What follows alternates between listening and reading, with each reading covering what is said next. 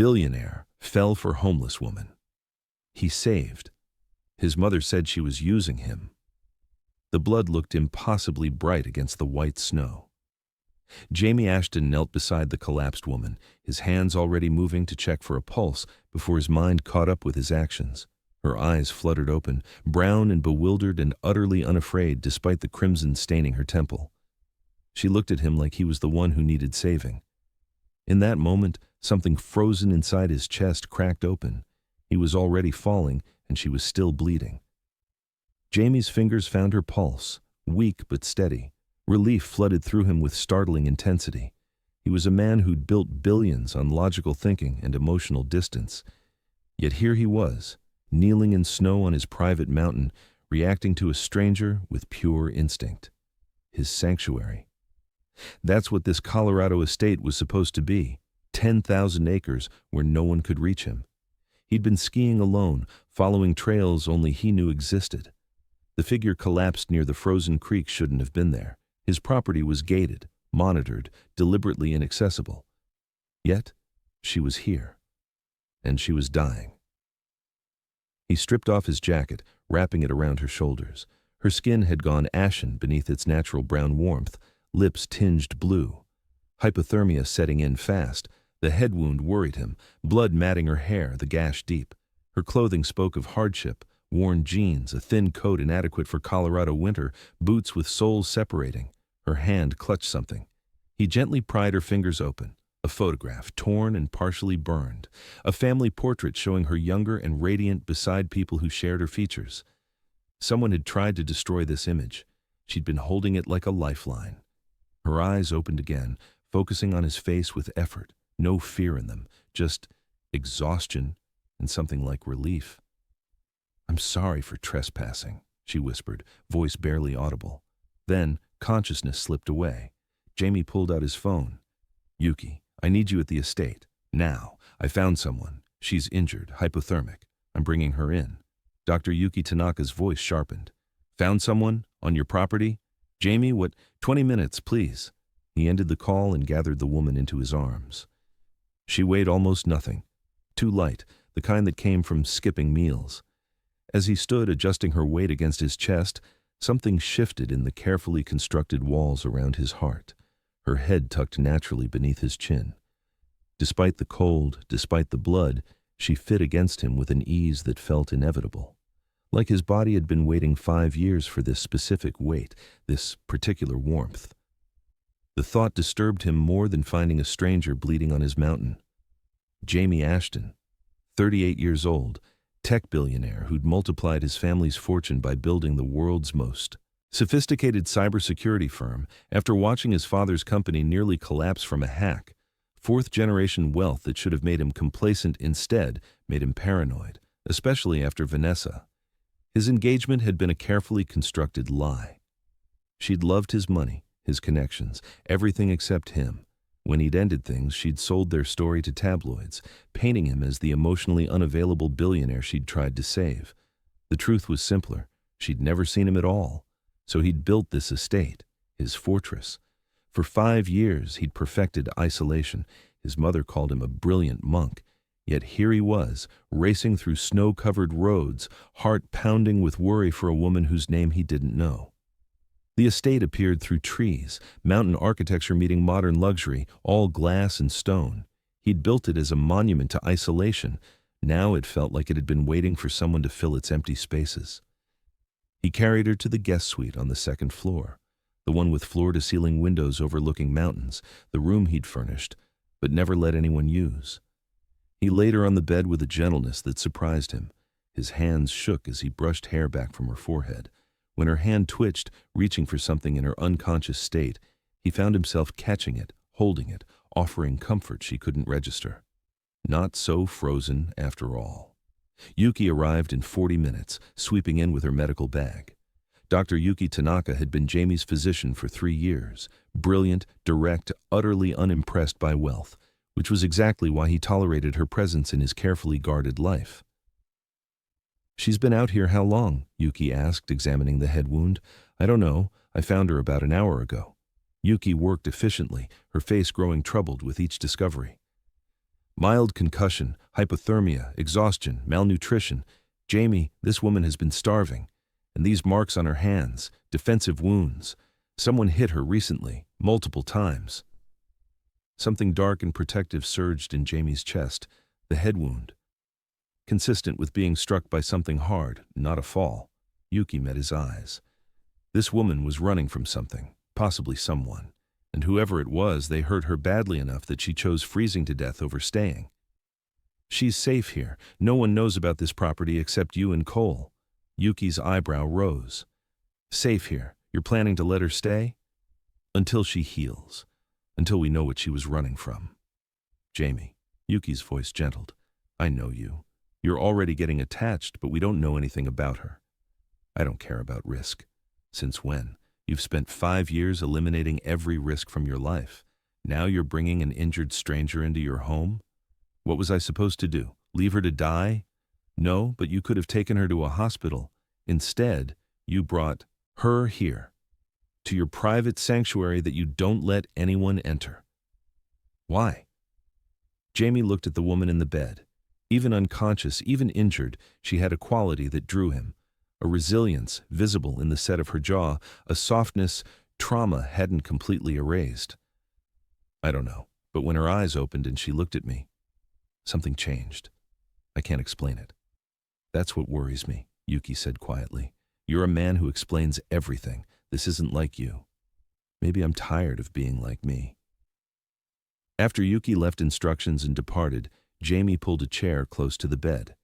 He told himself someone should monitor her condition. Yet he found himself studying her face, the way her eyelids fluttered during dreams, the small sounds she made. He placed the torn photograph on the nightstand where she'd see it when she woke. Then, without understanding why, he took her hand again, just to let her know, even unconscious, that she wasn't alone. Patty found him there 2 hours later. Patricia was his housekeeper and chef, hired 4 years ago when isolation was making him forget basic human interaction. She'd been trying to thaw his frozen heart ever since. Mr. Ashton, her voice carried surprised delight. You have a guest. She was injured. She's staying until she heals. Patty moved closer, studying the sleeping woman with approval. She's beautiful. Been a long time since you brought anyone here. Maybe there's hope for you yet. Cole arrived at sunset, summoned by Yuki's concerned call. Cole Harrison had been Jamie's executive assistant for 6 years, loyal, protective, and deeply suspicious after the Vanessa disaster. Yuki called, said you found an injured woman and brought her here.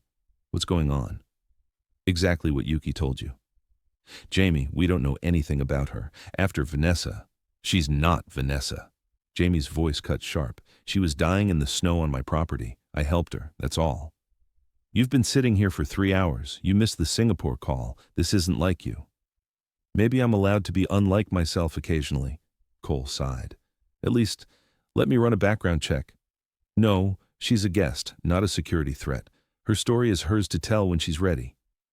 Cole recognized the finality in Jamie's tone. Fine, but I'm increasing security protocols. It was nearly midnight when her eyes finally opened. Confusion first. She blinked at the unfamiliar ceiling, trying to orient herself. Then awareness of her injuries, the strange bed. Panic flashed across her face. She tried to sit up fast, gasping with pain. Jamie stood, hands raised calmingly. You're safe. You were hurt. I found you on my property. Her eyes locked on his face. Recognition flickered. You carried me. Yes. She looked around, taking in expensive furnishings, the mountain view through darkened windows. Where am I? My home, my private estate in Colorado. You've been unconscious for about 30 hours. A doctor examined you. Mild concussion, hypothermia, some other injuries. You needed rest and treatment. She tried to swing her legs out of bed. I need to leave. I can't. You don't understand. I can't stay anywhere. Jamie moved closer, but didn't touch her. You have a concussion and nearly died from hypothermia. You're not going anywhere until you're healed. You don't get to decide that. You're right, but I'm asking you to stay, at least until morning, until you're strong enough to make decisions that won't kill you. Something in his voice, genuine concern mixed with respect for her autonomy, made her pause. She studied his face, sharp features arranged handsomely. but his eyes captured her attention. Intelligent and lonely. The eyes of someone who understood isolation intimately. "What's your name?" he asked gently. She hesitated. Names were dangerous, but something about him made her trust despite every survival instinct screaming caution. "Antoniette," she said finally. "Nettie Grant." "I'm Jamie Ashton." He waited for recognition. Her expression didn't change. Either she didn't know who he was or she didn't care. Both possibilities intrigued him. "Are you going to tell me who you're running from, Nettie Grant?" "No." "Are you in danger?" "I don't know. Maybe. I don't think he followed me this far." He. Someone specific. Someone dangerous enough to drive her into a snowstorm. Jamie felt that dark protective surge again. "Then stay here. Just for a few days, until you figure out your next move. No one can reach you here." "Why would you help me? You don't know me. Why did you apologize for trespassing while you were dying? Some people just do the right thing without calculating the cost." She laughed, a soft, broken sound. "I'm not sure I know how to do the right thing anymore. Everything I've touched lately has turned to disaster." "Then maybe it's time someone helped you instead of the other way around." Tears welled in her eyes. She blinked them back furiously. "I can't pay you. I don't have anything." "I'm not asking for payment. I'm offering help. That's all." Patty knocked softly and entered with a tray. "Thought you might be awake, dear. I'm Patty. Made you some soup and tea." Nettie stared at the food like it was a mirage. Her hands trembled as she reached for the bowl. Jamie caught Patty's eye, nodded thanks. Patty beamed and left them alone. Nettie ate with careful control, clearly trying not to appear desperate, but halfway through the bowl, tears started falling silently. She didn't stop eating, just cried while she consumed the first real meal she'd had in who knew how long. Jamie looked away, giving her privacy. His chest felt tight watching her. This woman had been starving, alone, hunted. When she finished, she set the bowl down carefully. "Thank you. For the food. For saving me. Will you stay, at least tonight?" She was exhausted. The bed was comfortable, the room warm, and for the first time in however long, she was safe. But accepting meant admitting she'd reached the end of her ability to survive alone. "Just tonight," she finally agreed. "And tomorrow I'll figure out what to do next." "Fair enough." Jamie stood. "There's a bathroom through that door. Patty left clothing in the closet. If you need anything, there's an intercom. Try to rest." He was almost to the door when her voice stopped him. "Jamie?" He turned. "Why did you bring me here, to your home instead of a hospital?" He was quiet for a long moment. "I don't know. But when you opened your eyes in the snow and looked at me like I was the one who needed saving, something in me recognized something in you. Like we were speaking a language only broken people understand." He paused. "Get some rest, Nettie." In his own room, Jamie stood at windows overlooking moonlit mountains. For 5 years, he'd perfected the art of feeling nothing, built walls so high nothing could penetrate them. He'd convinced himself that safety lay in emotional isolation. One woman with brown eyes and blood on her temple had cracked those walls in a single glance. He was terrified. He was awake. And for the first time in 5 years, he felt alive. The next morning, Jamie found himself checking on Nettie before his first coffee. She was sleeping still, curled on her side, face peaceful in a way it probably hadn't been in months. He retreated to his office, but found himself researching nonprofit organizations in Philadelphia instead of working. Art therapy programs, community development initiatives, trying to piece together who Nettie might have been before trauma stole her life. Cole found him 3 hours later, lost in research about social entrepreneurship. "You're investigating her." Cole's voice held satisfaction. "I'm trying to understand who she was, before whatever happened to her. Jamie, this woman appears on your property, nearly dead, clearly running from something violent. You bring her into your home without knowing anything. Now you're researching her background. Do you hear how this sounds? Like I care about someone. Is that so incomprehensible?" "Yes, actually, because you've spent 5 years proving you don't care about anyone." Jamie leaned back, frustrated because Cole wasn't wrong. "She needs help. I have resources. I'm helping. That's all." Or are you doing what you always do, seeing a problem and deciding to fix it because fixing things is easier than actually feeling things? The observation struck close to truth. But Nettie wasn't a problem to be solved. She was a person, complicated and wounded, and fiercely independent. I don't know what I'm doing, Jamie admitted, but I know I can't just ignore her, can't patch her up and send her back out into whatever danger she was running from. Cole's expression softened. Then at least let me do basic verification, not a full background check, just enough to make sure you're not harboring a suicide fugitive. For your protection. Jamie considered. Fine, but nothing invasive. And if you find anything, you tell me before taking action. Agreed. After Cole left, Jamie returned to Nettie's room. She was awake, sitting by the windows, wrapped in a blanket watching snow fall over mountains. She'd showered and changed into clothing from the guest closet, simple leggings and an oversized sweater that somehow made her look both vulnerable and strong. "Good morning," he said from the doorway. She turned and his breath caught. Cleaned up, rested, she was stunning, not in a conventional way, but in a way that spoke to authenticity. "Morning," she replied. "I should probably leave today. I've imposed enough." "You haven't imposed, and you're not ready to leave. You're not my doctor." "No, but Yuki is, and she said you need at least a week before traveling. Concussion protocol." Nettie's jaw set stubbornly. "I've survived worse than a concussion." "I don't doubt it. But you don't have to survive anymore. Not here. Here, you can just heal." Something in her expression crumbled. "You don't understand. People like me don't get to just heal. We survive, we run, we keep moving because stopping means getting caught. I've been running for 6 months. I don't know how to stop." 6 months. The revelation pierced him. This wasn't recent trauma, this was sustained survival mode. "What happened 6 months ago?" She looked away. "Everything fell apart. Everything I'd built, everyone I'd trusted. I lost it all, and then I lost myself trying to get it back." "Tell me, why? So you can feel sorry for me? So you can be the rich savior fixing the broken woman?" Bitterness edged her voice. "I don't need pity." "Good. I'm not offering pity. I'm offering understanding. Because I know what it's like to have everything fall apart." He moved closer. "I know what it's like to build walls so high that no one can reach you, because reaching means risking everything again." She studied his face. "You're talking about more than business." Her name was Vanessa. She was beautiful and charming and completely uninterested in anything except my bank account. When I ended things, she sold our relationship to tabloids, turned our private moments into public spectacle, made me a cautionary tale about lonely billionaires. That's awful.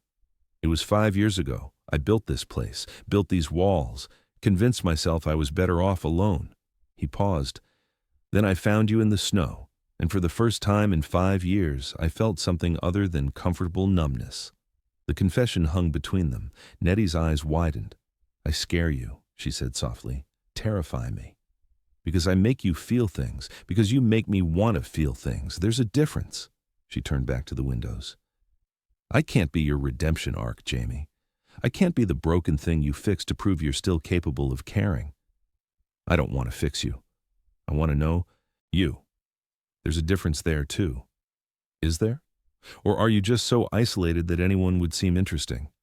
He moved beside her at the windows, close but not touching. "I have staff. Cole visits regularly. Yuki checks on me. My mother calls constantly. I'm isolated by choice. If I wanted company, I could have it, but I don't want company. I want—" He stopped. "What?" She looked up at him. "What do you want?"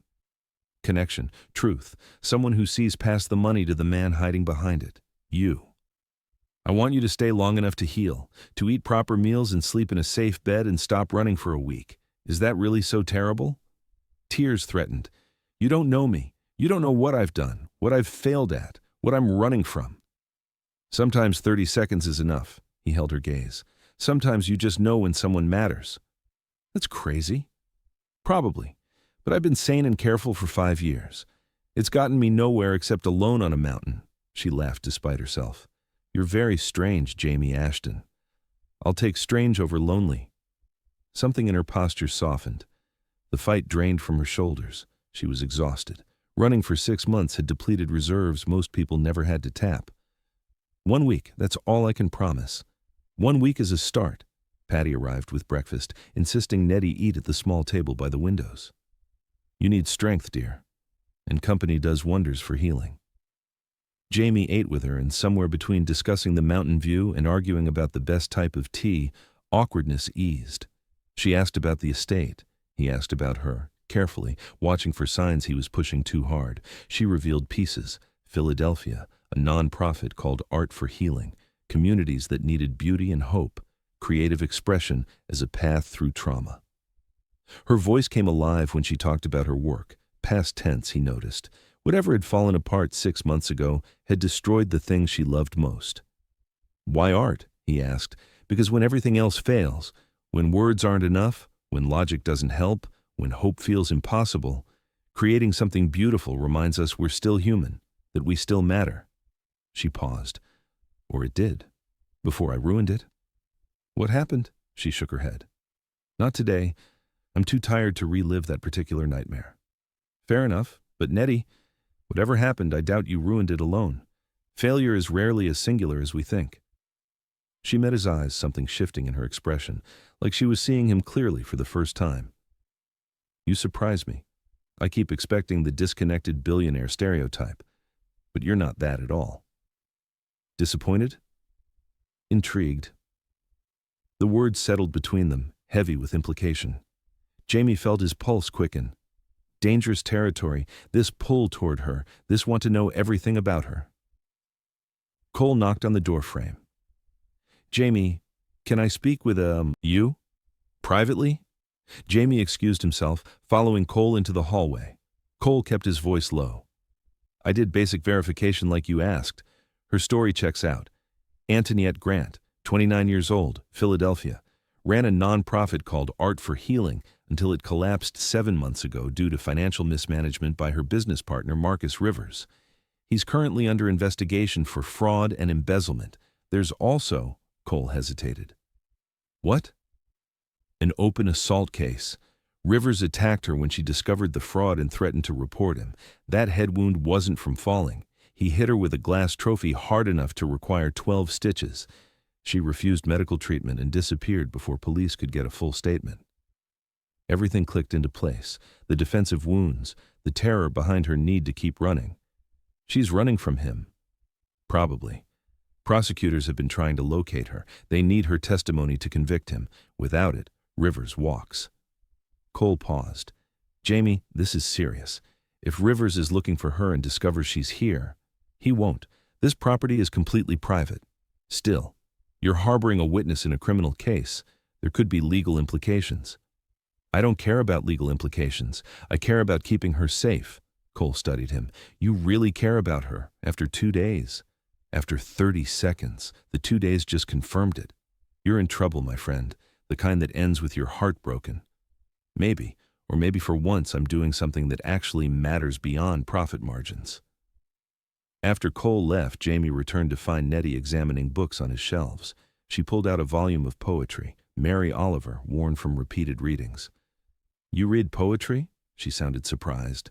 My father thought poetry taught us how to be human, how to feel precisely. Past tense, he's gone? 18 years, heart attack at 49, worked himself to death trying to prove poetry and profit could coexist. Jamie took the Oliver volume from her hands, their fingers brushing. Electric awareness shot through him. From her sharp intake of breath, she felt it too. He would have liked you, would have appreciated someone who understands art's necessity. I miss that version of myself, the one who believed art could heal anything. Maybe she's still there, just tired and scared, not gone. She looked up at him. They were standing close, too close for casual conversation, close enough to see gold flecks in her brown eyes, close enough to feel the tension building between them. Jamie, she whispered, whatever this is, it's too fast, too intense. We don't know each other. I know you held on to a family photograph while you were dying. I know you apologized for trespassing when you could barely speak. I know you light up when you talk about art and dim when you mention failure. I know you're terrified of accepting help because everyone you've trusted has hurt you." His voice dropped lower. "I know that when you look at me, you see past the money to the lonely man underneath. That's more than most people learn in years." "That doesn't mean we should—" She stopped as his hand moved to cup her face gently. "Should what? Feel something real in a world full of pretense? Tell me you don't feel this too, and I'll step back." She couldn't, because she did feel it, this impossible pull toward him. Her hand came up to rest against his chest, feeling his heartbeat thunder beneath her palm. "I feel it," she admitted, "and it terrifies me." "Good. I'm terrified too. Let's be terrified together." The moment stretched, both balanced on the edge of something neither understood. Then Patty's voice called from downstairs about lunch, and the spell broke. They stepped apart, breathing hard, the book of poetry falling forgotten to the floor. Jamie picked it up with trembling hands. "You should keep this. Consider it a loan." She took the book, fingers careful not to touch his again. Both knew another touch would ignite something neither was ready to handle. "Thank you." Have you ever met someone and felt like your life just shifted on its axis, like everything was about to change? Tell me in the comments where you're watching from, and if you haven't subscribed yet, hit that button because Nettie and Jamie's story is just beginning. And trust me, you won't want to miss what happens next. Chapter 2. The next few days established a careful rhythm. Nettie rested and healed. Jamie found excuses to spend time with her, bringing meals, discussing books, showing her the estate through windows since Yuki had forbidden outdoor activity. They talked for hours, revealing pieces of themselves in the safety of knowing this was temporary. Except there were stakes. Every conversation deepened the connection. Every shared laugh made the upcoming separation hurt more. On the fourth day, Jamie brought her to his personal library. Floor-to-ceiling books, leather furniture worn comfortable through years, a fireplace that smelled of cedar and old paper. Nettie walked through it like entering a cathedral. "This is incredible," she breathed, running fingers along spines. "My father started it. I've been adding since he died." He watched her face as she discovered treasures, signed Toni Morrison, early Langston Hughes, battered James Baldwin essays. "Take anything you want." She pulled out the Baldwin, held it reverently. "My father used to read Baldwin aloud, said his words were prophecy and poetry combined." Pain crossed her face. "He died 5 years ago. Car accident. Took my mother with him. Terry, my brother, and I were supposed to be in that car too. We'd stayed late at a gallery opening. They went ahead without us. I'm sorry. Everyone says that. No one knows what it means." She set the book down. "You know what's worse than losing them? Realizing their faith in me was wrong. They died thinking I'd do something meaningful. Instead, I just failed spectacularly." "Nettie, no, my nonprofit collapsed. Clients lost programs they depended on. People trusted me, and I let them down because I was too naive to see I'd partnered with a criminal." Jamie moved closer. "Marcus Rivers was investigated for fraud. That means professional forensic accountants found evidence of deliberate criminal activity. You were a victim, not a participant. I should have seen it, should have protected the people who counted on me. Should is a weapon we use against ourselves when we're already wounded. After Vanessa, I should have seen her true nature. Those shoulds almost destroyed me. Don't let them destroy you too." She looked at him, eyes shining. "How did you survive it?" "I built walls, isolated myself. Decided never feeling anything was safer than risking feeling everything." He paused. "Then I found you bleeding in the snow, and I realized surviving isn't the same as living." A tear escaped. He caught it with his thumb, achingly gentle. She leaned into his touch, starved for tenderness. "Jamie, I can't be what you need. I'm broken, empty. I have nothing to give. You're standing here breathing.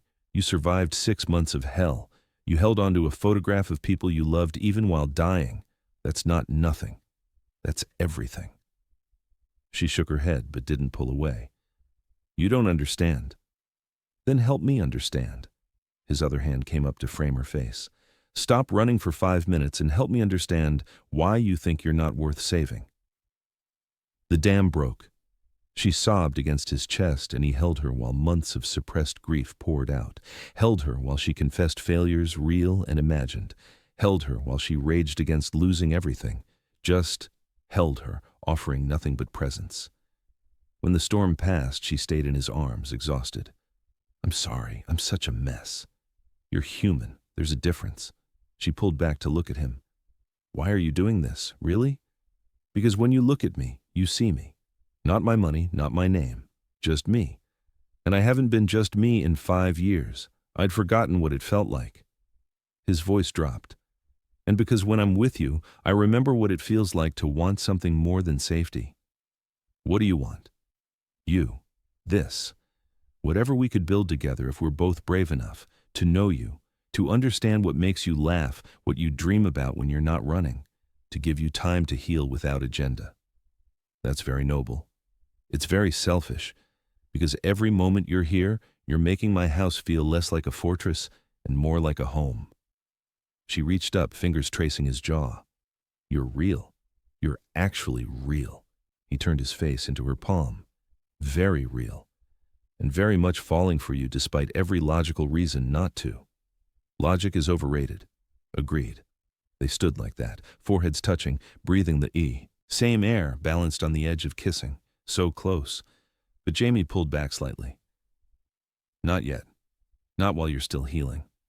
When we kiss, and we will kiss, Nettie, I want you clear-headed and certain." She laughed softly.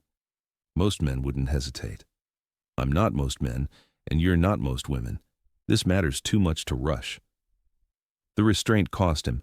She could see it in the tension of his jaw, but he meant it. He would wait until she was ready. "Have you ever met someone and felt like your life just shifted?" she asked. "Once, in the snow, with blood on her temple and fearlessness in her eyes?" The 5th day brought complications. Nettie woke feeling restless, confined by recovery. She ventured downstairs while Jamie was in a video conference exploring. The architecture was stunning, but also clearly built for one person, a fortress of beautiful solitude. She found art in the living room and stopped short. Abstract piece, technically flawless, utterly soulless. "It's awful, isn't it?" Nettie spun. Jamie stood in the doorway. "I didn't say that. You didn't have to. Your face said it eloquently." He moved closer. "Corporate designer picked it, said it complemented the space. It complements nothing. It's technically perfect and emotionally dead. Art by algorithm instead of soul." Harsh assessment. Honest assessment. You have a poetry collection that shows deep understanding of beauty. Why would you put this on your wall? "Because after Vanessa, I stopped trusting my own taste. Easier to let someone else make decisions about things that might matter." The confession landed between them. Nettie moved closer. "That's sad. The Jamie who saves strangers and reads Mary Oliver wouldn't hang emotionally dead art on his walls. Maybe the Jamie you're getting to know is someone I forgot how to be. Then remember, take this down, put up something that moves you." He smiled slightly. "Are you always this opinionated about art?" "Only when it matters, and you matter, Jamie. Your space should reflect who you are." The observation struck deep. "Help me fix it. When you're healed enough, help me make this place feel less like a museum and more like a home. I don't know how long I'll be here. However long it is, help me remember how to see beauty." Something shifted in her expression. "Okay, but fair warning, I have strong opinions about art. You might regret asking." "I doubt it." They stood close, the terrible art forgotten as awareness built again. Every conversation seemed to end like this. Intention and longing neither was ready to act on. That evening, Yuki arrived for follow-up. She declared Nettie's concussion healed enough for gentle outdoor activity. "Your body's been through trauma. Don't push too hard too fast." After the examination, Yuki lingered. "Can I give you some unsolicited advice?" Nettie tensed. "About?" "Jamie. I've been his doctor and friend for 3 years. I've never seen him like this. Engaged, present, emotionally available. You're good for him. But he's also a man who lives in extremes. When he commits completely. And when he's hurt, he destroys himself trying not to feel it. You're warning me not to hurt him. I'm warning you both to be careful. You're two wounded people finding each other at vulnerable moments. That can create something beautiful or something devastating. Sometimes both. Yuki's voice gentled. Just be honest with him and yourself about what you want and what you're capable of giving. After Yuki left, Nettie sat with the warning.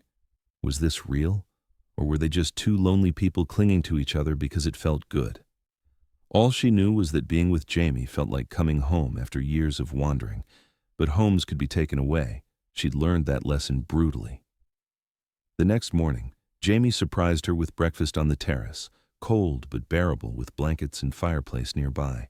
Mountains stretched in every direction. I need to tell you something, Jamie said as they ate, about Marcus Rivers. Nettie's fork clattered against her plate.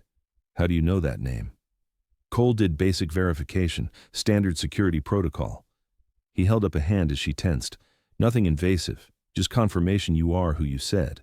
But in the process, we learned about the investigation, about what he did to you. You investigated me, her voice went flat, after promising you just wanted to help. I investigated the situation to make sure keeping you here wasn't putting either of us at legal risk. There's a difference. Is there? Or is this what you do? Collect information, make calculated decisions about people. That's not fair, isn't it? She stood. You're a billionaire who's been burned. Of course you investigate. I was naive to think you'd just trust me. Nettie, what else did your investigation find? That I'm broke? That my nonprofit failed? That I've been homeless for 6 months? Her voice broke. Did it explain how ashamed I am? How every day I wake up hating myself for not being stronger? Jamie stood, closing the distance. It explained that you're a survivor, that you had 12 stitches in your head and refused treatment because you were too afraid to stay in one place, that you've been running from a violent man who's looking for you because your testimony is the only thing standing between him and freedom. She stared at him. You know about the investigation. Prosecutors are trying to locate you. They need your testimony to convict him. Without it, Marcus walks free. I know. Terry's been leaving messages. I've been ignoring them. Why? Because testifying means facing him, means reliving the worst moment of my life in front of strangers. She wrapped her arms around herself. And because I'm terrified, he said if I ever told anyone, he'd destroy what was left of my life. He said no one would believe me. The failed nonprofit. Director accusing the successful businessman. Who would take my word over his? A jury, with evidence, with forensic accountants backing up your story. You make it sound simple. It's not simple. It's probably going to be one of the hardest things you ever do. But Nettie, if you don't testify, he hurts someone else. He finds another idealist to manipulate, another organization to drain. Your silence protects him. My silence protects me. From what? He already took everything from you. What else can he take? My life. He can take my life, Jamie. He almost did once. Why wouldn't he try again? Jamie pulled her against him, holding her while she shook. Because this time you won't be alone. This time you'll have protection, resources, people who believe you. This time you fight back. She wanted to believe him, but trust was a luxury she'd lost. I can't think about this right now. It's too much. Okay, we don't have to decide anything today. But Nettie, eventually you'll have to choose. Keep hiding or stand up and fight. Neither option is easy, but only one gives you your life back. She pulled away, needing space. I need to be alone for a while. He let her go, watching as she retreated inside. Every instinct screamed to follow, to push, to solve this for her. But he couldn't love someone into wholeness. They had to do that work themselves. That afternoon brought another unexpected visitor. Terry Grant appeared at the estate gates, demanding to see his sister. Cole called Jamie. He's persistent, won't leave until he sees Nettie. Jamie went to the gates himself. Terry was 35, tall, with Nettie's eyes and barely masking desperation. Where is she? Is she safe? Let me see my sister. She's safe, she's healing, she's here by choice. Choice? Terry's laugh was bitter. You're Jamie Ashton, billionaire. She's homeless and traumatized. How much choice does she really have? Valid point, but Jamie held his ground. More than you think, She's free to leave whenever she wants. I'm offering shelter, not imprisonment. Why? What do you want from her? Nothing she's not willing to give. Terry studied him, searching for deception. If you hurt her, I won't. But she's been hurt enough that trust is difficult. Be patient with her. Something in Jamie's tone convinced Terry because his shoulders dropped. Can I see her? Please. I need to know she's okay. Jamie led Terry to the library where Nettie had been hiding. She looked up as they entered, and her face went through emotions: relief, guilt, love, shame. Terry. Her voice broke on his name. Nettie. He crossed to her in 3 strides, pulling her into a fierce hug. Do you have any idea how worried I've been? You disappeared. Your phone died. I thought... He couldn't finish. I'm sorry. I'm so sorry. I couldn't face you after everything. After you were right about Marcus and I was wrong. I don't care about being right. I care that you're alive, that you're safe. He pulled back, examining her. He hurt you. The head wound. Marcus did that, didn't he? She nodded, unable to speak. Terry's jaw clenched with barely controlled rage. I'll kill him, I swear. No. Nettie's voice was firm. You'll do nothing. It's handled. He's being investigated. I'm safe here. Terry looked at Jamie. This is your place, your protection? Yes. And you expect nothing in return?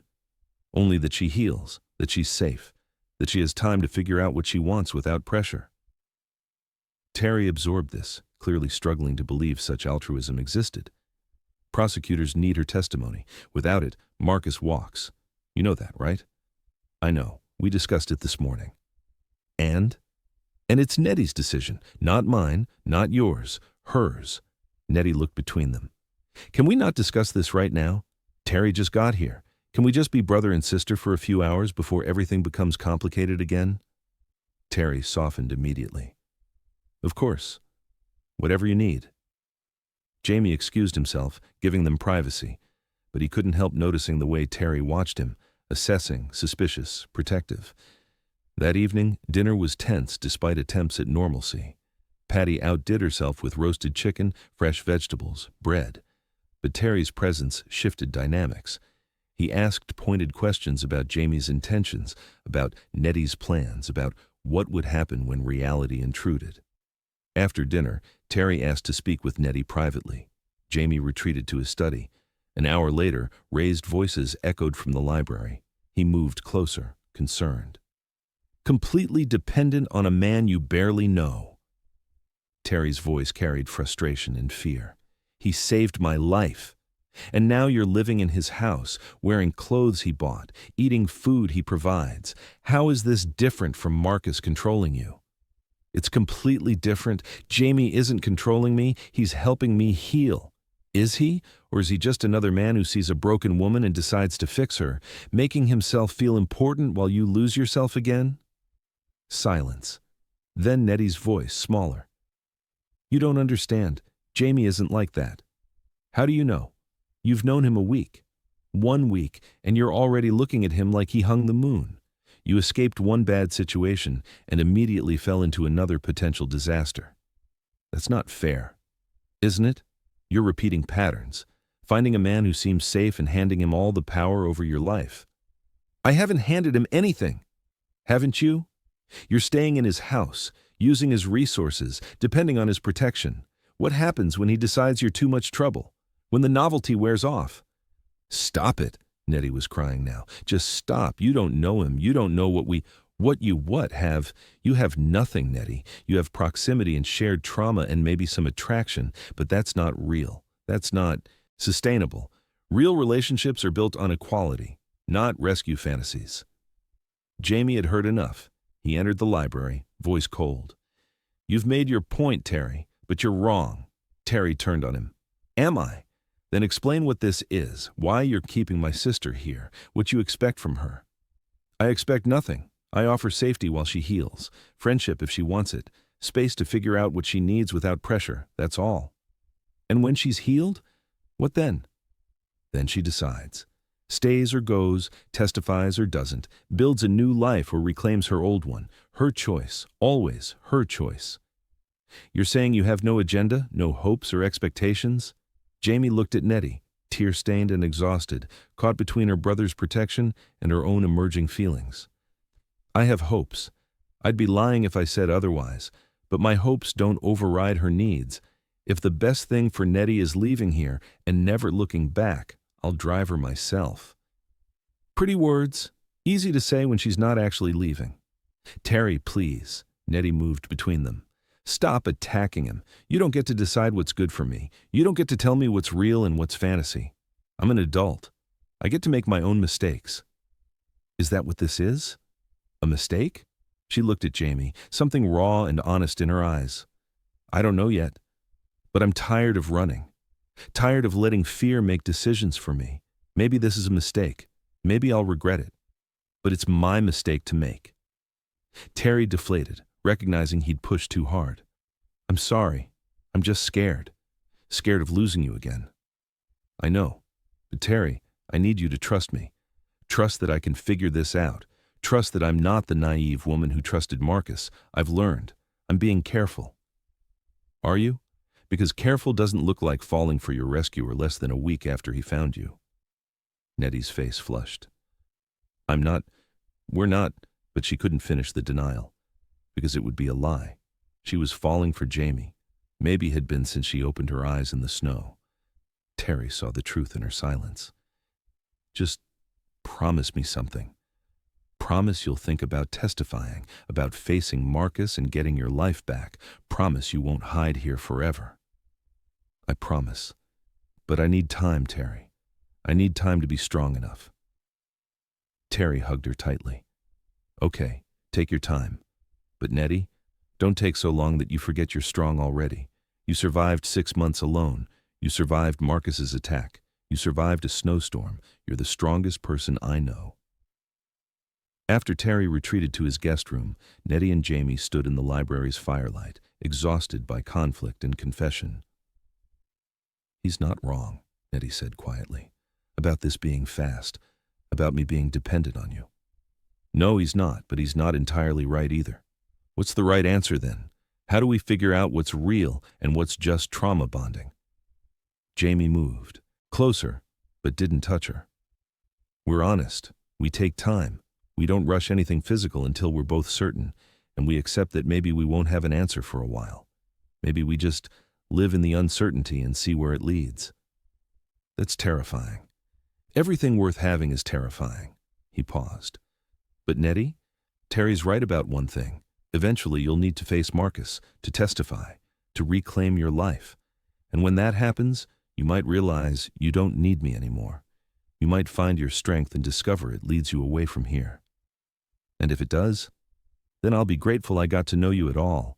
Even if all I get is this week, it's more than I've had in 5 years. She reached up, fingers brushing his jaw. You're ruining me for normal men, you know that?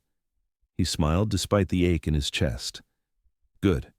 You deserve extraordinary, not normal. They stood like that, close but not kissing, wanting but not taking, until the fire burned down and exhaustion pulled them apart. Terry left the next morning after extracting promises that Nettie would call regularly and consider testifying. After he drove away, Nettie seemed smaller somehow, like her brother's visit had reminded her of all the reasons this couldn't work. Jamie found her on the terrace, wrapped in blankets, watching clouds move across mountains. Talk to me, he said, settling beside her. About what? Whatever's making you look like you're already leaving. She was quiet for a long time. Terry thinks I'm replacing one bad situation with another, making you responsible for fixing me because I don't know how to fix myself. Is that what you think? I don't know what I think anymore. Part of me feels safer here than I've felt in months. Part of me wonders if that's just because avoiding my problems is easier than facing them. She turned to him. How do I know the difference between healing and hiding?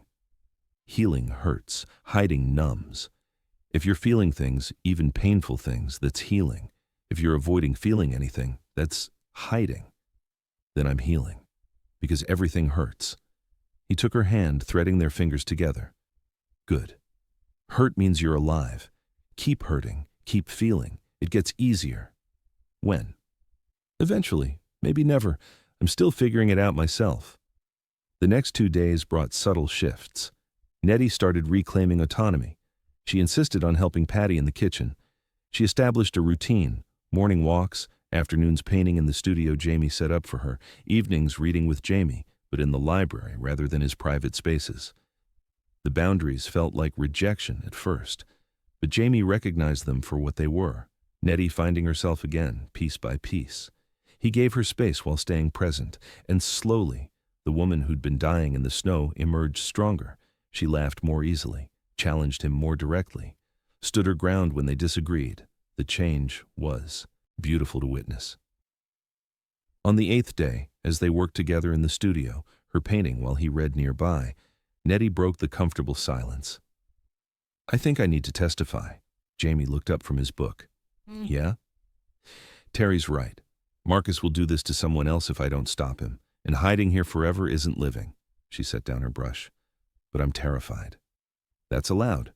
Fear doesn't mean you're not ready. Sometimes it means you're doing exactly what you need to do." "Will you—" She stopped, then started again. "I don't want you to save me, but would you stand beside me? Help me figure out how to do this without falling apart?" "Yes, whatever you need. Lawyers, security, someone to practice testimony with, a hand to hold when it gets too hard, yes to all of it." She moved to where he sat, kneeling so they were eye level. "Why are you doing this? Really? What do you get out of helping me?" He cupped her face gently. "The privilege of knowing you. The gift of watching you remember how strong you are. The hope that when this is over and you're standing on your own feet, you might choose to stand beside me anyway. And if I don't? If I get my life back and realize I don't need you? Then I'll have lost you but gained myself back in the process. That's not nothing, Nettie. Before you I was existing. Now I'm living. Even if this ends badly, I'll always be grateful you reminded me how." She kissed him. No hesitation, no second guessing, just leaned in and pressed her lips to his. The kiss was soft, tentative, full of questions neither could answer yet. When she pulled back, her eyes were shining. "I've wanted to do that for days." "I know. I've been waiting for you to be ready. I'm ready now. For this. For us. For whatever complicated thing we're building together." She paused. I'm also terrified, confused, and not at all sure this is wise. But I'm ready." Jamie pulled her into his lap, holding her close. "Then let's be unwise together. Let's be terrified and complicated and honest about all of it." "Deal." They stayed like that until Patty called them for dinner, wrapped in each other in the growing certainty that whatever this was, it mattered. It was real, and it was worth fighting for. Chapter 3. That evening, they made calls. Terry first, telling him Nettie's decision to testify. His relief was audible. "I'll contact the prosecutors tomorrow. Get everything set up." "Jamie's helping with that," Nettie said, glancing at him. "We're figuring it out together." Long pause on Terry's end. "Are you sure about him, Nettie?" "Really sure?" "No, but I'm sure enough to try. That's all anyone gets, right?" "Yeah, that's all we get." Terry's voice softened. "Okay. If you trust him, I'll trust him. But Jamie, if you hurt her, you'll kill me, I know." Jamie's hand found Nettie's, squeezed gently. "But Terry, I'm not planning to hurt her. I'm planning to love her if she'll let me." After the call ended, Nettie turned to him. "You said love, out loud, to my brother." "I did. That's terrifying." "I know, but it's also true. I love you, Nettie Grant. I'm falling in love with you, have been since the snow, and I'm done pretending otherwise." She searched his face, looking for doubt, finding only honesty. "I'm falling too. I don't know if I'm ready to say it yet, but I feel it, and it scares me more than testifying." "Good. Be scared, but don't run from this because it's frightening. Run toward it, toward me, toward us." The next morning brought a visitor neither expected. A sleek black car appeared at the gates, and Cole's voice over the intercom was tight with tension. "Jamie, your mother is here." Jamie's expression went carefully blank. "Let her in." Leslie Ashton swept into the estate like she owned it, elegant and cold in designer clothing. She was 62 but looked 50, maintained through genetics, procedures, and rigid self-discipline. Her eyes took in everything: the changes to the space, Paintings Nettie had done now hanging in the entrance hall, the sense that the house had shifted from fortress to home. "Jamie." She kissed his cheek with practiced affection. "You've been avoiding my calls." "I've been busy." "So I hear." Her gaze landed on Nettie, who'd emerged from the studio. Assessment happened in seconds, head-to-toe evaluation that left no detail unnoticed. "And you must be the young woman causing such disruption." "Mother." Jamie's voice held warning. "This is Antoniette Grant, Nettie. She's my guest." "Guest? How diplomatic." Leslie's smile didn't reach her eyes. "I'm Leslie Ashton. I've been quite curious about the woman who's finally convinced my son to rejoin the living." Nettie held out her hand, refusing to be intimidated. "It's nice to meet you, Mrs. Ashton." "Please, call me Leslie. Might we have lunch? The three of us? I'd love to get to know Nettie better." It wasn't a request.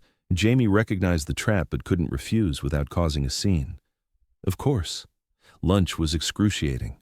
Leslie asked pointed questions disguised as polite interest. Where was Nettie from? What did she do? How had she ended up in Colorado?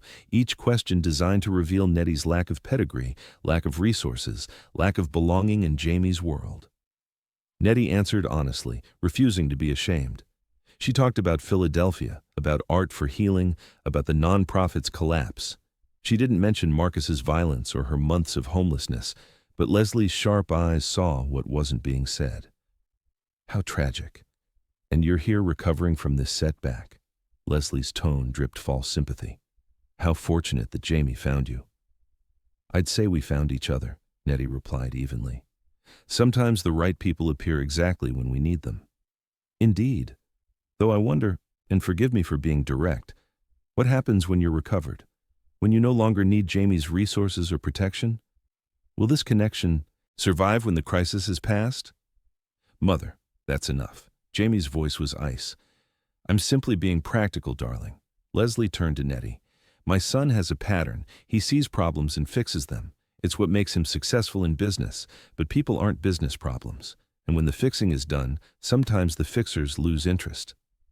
"I'm not a project," Nettie said firmly. "And Jamie's not fixing me. He's supporting me while I fix myself. There's a difference."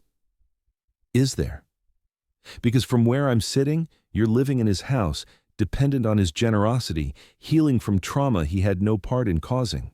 That's not partnership. That's charity." "Then call it charity. I'm not too proud to accept help when I need it." Nettie stood, chair scraping. "But I'm also not going to sit here while you imply I'm using your son. I don't want his money. I don't want his name. I just want him. And if that's not good enough for you, I'm sorry. But it's not your approval I'm seeking." She left the table with dignity and tact. Jamie stood immediately, turning to his mother with barely controlled fury. "That was cruel and unnecessary. That was honest and necessary. Jamie, she's homeless. She has nothing. You're rescuing her, and she's confusing gratitude with affection. When she's stable again, she'll realize what this actually is: temporary shelter, not love. You're wrong. Am I? Or are you so desperate for connection that you've convinced yourself this fantasy is real?" Leslie's voice gentled slightly. "Darling, I'm trying to protect you. I watched Vanessa break your heart. I watched you retreat here and build walls so high no one could reach you. Now you're tearing those walls down for a woman you've known a week. A woman with serious trauma and no resources. That's not wisdom. That's self-destruction. Or maybe it's the first real thing I've felt in 5 years. Maybe Nettie sees me in a way no one else ever has, including you, Mother." Leslie absorbed the blow, face carefully composed. "I see you clearly. I see a brilliant man who's terrified of being lonely, who's confusing crisis bonding for love. Then I'll make that mistake. But it's my mistake to make, not yours to prevent." Jamie moved toward the door. "I think you should leave now." "Jamie, please. I love you, Mother. But you don't get to decide what's good for me anymore. You lost that privilege when you spent 5 years encouraging my isolation instead of pushing me back toward life." Leslie stood, gathering her belongings with practiced grace. At the door, she turned back. "When this falls apart, and it will, I'll be here, ready to help you rebuild again." After she left, Jamie found Nettie in the studio, painting with aggressive strokes, channeling emotion into color and movement.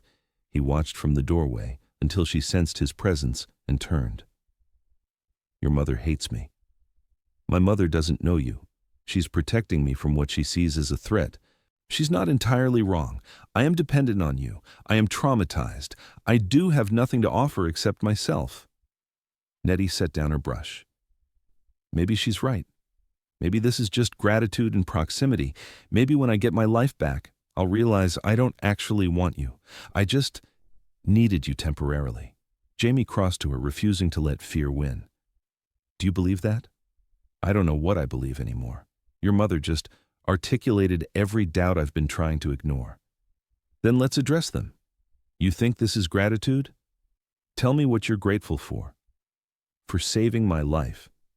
For giving me shelter." "Okay. Now tell me what you feel beyond gratitude." She met his eyes. "Fear. Because you make me want things I thought I'd lost the right to want. Hope. Because when you look at me, I see a future instead of just survival. Desire. Because I want you in ways that have nothing to do with what you've given me, and everything to do with who you are." Her voice dropped. "Love. Or something that feels so close to love I can't tell the difference. That's not gratitude." "How do you know?" "Because gratitude is about what someone did for you. Love is about who they are. If I'd given you money in a hotel room and left you alone, would you feel this? No. Then it's not gratitude. It's something else, something real." She moved into his arms, needing the physical reassurance. "I don't want to be your charity case. I don't want people looking at us and seeing the billionaire and his project." "Then don't be.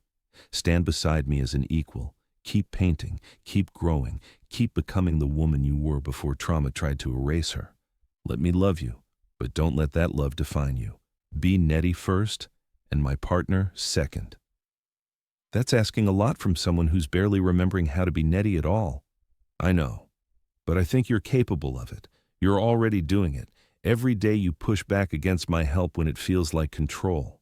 Every time you set boundaries, every moment you insist on your own agency.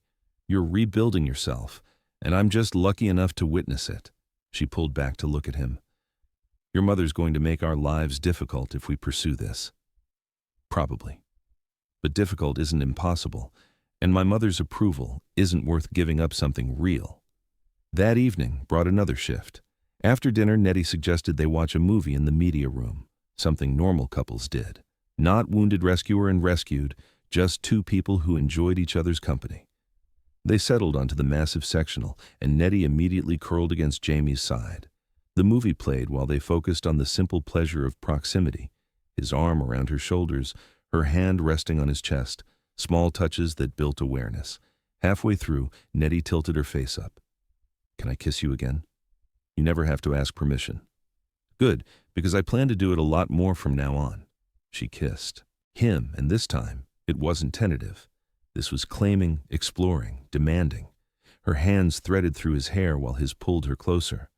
The kiss deepened, became consuming. Months of loneliness and longing poured into connection. When they finally broke apart, both breathing hard, Jamie rested his forehead against hers. "We should talk about this, about what we both want, what we're ready for." "I want you. I'm ready for you. But I'm also scared of moving too fast." "Then we move at whatever pace feels right. No expectations beyond being honest." He paused. "But Nettie, I need you to know, when we do this, when we're together completely, it means something to me. It's not casual. It's choosing each other fully." "I know, I feel the same way." She traced his jaw with gentle fingers. "I'm not ready tonight, but soon. When my head isn't full of your mother's doubts and Marcus's investigation, when I can give myself to you completely. Take all the time you need. I'll be here." They returned to the movie, wrapped in each other, the awareness between them now acknowledged and accepted. This was real. This mattered. And they were both brave enough to see where it led. The next few days brought practical preparations. Terry connected Nettie with prosecutors. A legal team was assembled, top attorneys who specialized in fraud cases.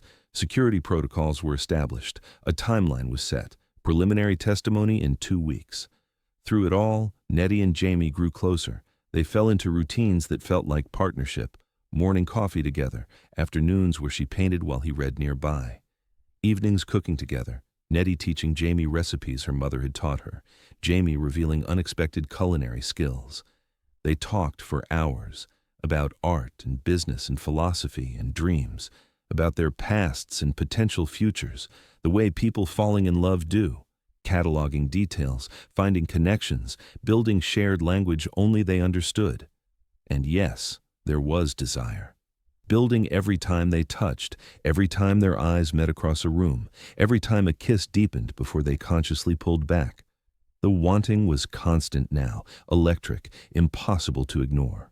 On the 10th night, after dinner and wine and conversation that had them both laughing until tears came, Nettie took Jamie's hand and led him upstairs. Not to her guest room, but to his private suite. "Are you sure?" he asked at his door. "I'm sure about you, sure about us, sure that I want this." She cupped his face. "Make love to me, Jamie, not because I owe you or because I'm grateful, but because I choose you, because I want you, because this is what people who are falling in love do." He kissed her in response, deep and passionate, pouring everything he felt into the connection. They moved inside, and for the first time since they'd met, there was no hesitation, no fear. Just two people who'd found each other in the snow and decided to be brave, together. Jamie undressed her slowly, reverently, like unwrapping something precious. His hands mapped her curves with wonder, his lips following, discovering what made her gasp and shiver. She explored him with equal fascination, learning the planes of his body, the places that made him groan. When he finally moved over her, their eyes locked. "I love you," he whispered. "I'm in love with you, Nettie Grant." "I love you too," she breathed. "I'm terrified and uncertain and probably making a mistake. But I love you anyway. Best mistake either of us ever made." Their union was tender and fierce, slow and urgent, everything physical intimacy should be when hearts are involved. He moved inside her like he was writing poetry with his body, and she met him touch for touch, creating their own language of sensation and emotion. Time seemed to suspend as they discovered each other completely, the way their bodies fit together with startling precision, the rhythm they found without words, the building pleasure that overwhelmed and united them. When release finally came, it was shared, simultaneous, a joining that transcended the purely physical. Afterward, wrapped in sheets in each other, Nettie traced patterns on his chest. That was, yeah. I didn't know it could be like that, connected and vulnerable and safe all at once. Neither did I. Not until you. He pressed a kiss to her hair. "Thank you for trusting me, for letting me love you. Thank you for seeing me, for waiting until I was ready." She propped herself up to look at him. "I'm still scared, still uncertain about so many things, but I'm not scared of this, of us. Good. Because I'm not letting you go without a fight. Even when you're healed and strong and don't need me anymore, I'm going to fight to keep you. You might not have to fight very hard. I'm pretty invested already." They made love again, slower this time, exploring without urgency, learning each other's rhythms, discovering what it meant to be completely known and completely accepted. By the time they fell asleep tangled together as dawn approached, both understood that whatever happened next, testimony, trials, public scrutiny, they would face it together. Have you ever had to face someone who hurt you, not because you wanted to, but because it was the only way to stop them from hurting others? Drop a comment and tell me what you think. Is Nettie strong enough to do this? And don't forget to subscribe so you don't miss how this unfolds, because everything's about to get much more complicated. The next morning brought a shift in atmosphere. They woke in each other's arms, and for the first time, the future felt possible instead of terrifying. Nettie no longer felt like a guest in Jamie's home.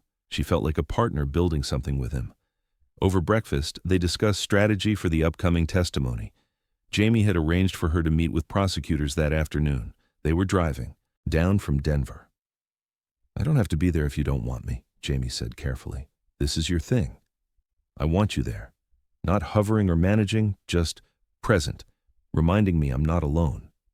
Then I'll be there. The prosecutors arrived on schedule. Assistant District Attorney Rachel Chen and her team. Professional, efficient, clearly good at their jobs. They spent 4 hours going over Nettie's testimony, preparing her for what defense attorneys would ask, building the strongest case possible. Marcus Rivers had embezzled over $2 million from Art for Healing and 3 other nonprofits. He'd used sophisticated accounting tricks to hide the theft. When Nettie had discovered discrepancies and started asking questions, he'd turned violent. "Your testimony is crucial," Rachel explained. "You're the only victim willing to testify. Without you, our case is purely financial, easier for him to claim honest mistakes. But with your assault testimony, we establish pattern. We show intent to harm anyone who threatened his scheme." "What are my chances," Nettie asked, "of him being convicted?" "With your testimony, 80% or better. Without it, 30 at best." Rachel's gaze was steady. "I know this is hard, but you have the power to stop him from doing this to others." After they left, Nettie was quiet. That evening, Jamie found her in the library, staring at nothing. "Talk to me. I keep thinking about the other victims, the ones too scared to testify. What if I fail them? What if I freeze on the stand or he intimidates me?" "Then you'll have tried. That's more than most people do. But it might not be enough." "It might not. But Nettie, you survived 6 months alone. You survived his attack. You survived a Colorado winter with nothing. You're stronger than you think. And this time, you won't be alone. You'll have lawyers, security, Terry, me. What if he threatens me? Then we deal with it, together. But you can't let fear of what might happen stop you from doing what's right. This is your chance to take your power back." She looked at him, eyes bright with unshed tears. "When did you become so wise?" "When I met a woman who reminded me that hiding from fear isn't the same as being brave." She moved into his arms, needing his strength while finding her own. "I can do this. I can testify. I can face him. Or, I know you can." The next week was consumed by preparation, mock testimony sessions, security briefings, coordination with Terry. Nettie threw herself into readiness, determined to be strong enough when the moment came. Through it all, Jamie remained steady. He didn't try to control or manage. He just provided support, a hand to hold, a shoulder to lean on, encouragement when doubt crept in. Their relationship deepened. Physical intimacy became a refuge and celebration, making love with increasing freedom as trust solidified. But it was the small moments that defined them. The way Jamie brought her coffee, exactly how she liked it. The way Nettie left notes in his work bag. The way they'd created their own private language. One evening, Cole pulled Jamie aside. "I need to warn you. The media has caught wind of Nettie's existence. Someone leaked that the key witness in the Rivers case is staying at an undisclosed location with a wealthy benefactor. They're digging." "How long until they find us?" "Days, maybe a week." Jamie cursed softly. "Okay, we go public first. Control the narrative." "You sure? Once you're public with this, there's no taking it back. Everyone will know you're together. Your business rivals will use it. The society pages will crucify you both. I don't care. Nettie's about to testify against a dangerous man. I'm not going to hide our relationship and make her look ashamed." Jamie's voice was firm. "We go public on our terms." That night, he told Nettie about the decision. She was terrified, but agreed it was better than being ambushed. They crafted a simple statement through Jamie's publicist. Jamie Ashton was in a relationship with Antoniette Grant, who would be testifying in an important fraud case. They requested privacy during this difficult time. The response was immediate and brutal. Tabloids ran headlines: "Tech billionaire's new love, homeless charity case or gold digger," society pages speculated. Business journals questioned Jamie's judgment. His mother called 17 times in 3 hours. But there were also supporters, articles about Nettie's nonprofit work, pieces highlighting the importance of her testimony, social media posts celebrating Jamie for standing by someone facing trauma. Through it all, Nettie held her head high. She gave one interview, carefully controlled, where she talked about Art for Healing, about the importance of testifying against financial predators, about rebuilding after disaster. She was articulate, passionate, completely genuine. The interview went viral. Suddenly, Nettie wasn't just the billionaire's girlfriend. She was an advocate, a survivor, someone worth paying attention to beyond her relationship. Leslie called that evening. Jamie answered on speaker, Nettie beside him. "I watched the interview," Leslie said without preamble. And I was wrong. About her. About this." Long pause. "She's remarkable, Jamie. Genuinely remarkable. Not because she's with you, but because of who she is on her own." Nettie's eyes widened. Jamie took her hand. "I'm still concerned," Leslie continued. "The media attention, the trial, the pressure. It's a lot for a new relationship. But I see now that Nettie isn't using you. If anything, you're using her to remember how to be human again." Her voice softened. "I'm sorry. For lunch, for my doubts, for not trusting your judgment." "Thank you, Mother. That means a lot." "Nettie, are you there?" "I'm here, Mrs. Ashton." "Leslie, please. And I hope you'll forgive a protective mother for being skeptical. I've watched my son be hurt badly. Was trying to prevent it happening again. I understand. And I appreciate that you care enough about him to be cautious. Will you both come to dinner next week, after this testimony is over? I'd like to get to know you properly." After the call ended, Nettie looked at Jamie in amazement. "Did your mother just apologize? Apparently you've performed a miracle. She never apologizes. I like her, despite the rough start." The day before testimony arrived too quickly. Nettie was ready, legally, strategically, mentally. But emotionally, she was terrified. The thought of seeing Marcus made her physically ill. That night, she couldn't sleep. Jamie found her on the balcony at 3 a.m, wrapped in blankets, staring at stars. "Can't sleep? Every time I close my eyes, I see him, hear him, feel the blow that split my head open." Her voice shook. "What if I see him tomorrow and freeze? What if I can't speak? What if he wins because I'm too weak?" Jamie wrapped himself around her from behind, surrounding her with warmth and safety. "Then we try again. But Nettie, you're not that woman anymore. The woman he hurt was alone and trusting and unprepared. The woman testifying tomorrow has spent months surviving, has built support systems, has learned to fight. He can't hurt you the way he did before. He could try. He could. But he'd have to go through me first, through Terry, through security, through an entire courtroom of people watching. You're not alone anymore." She turned in his arms. "Promise me something. Anything.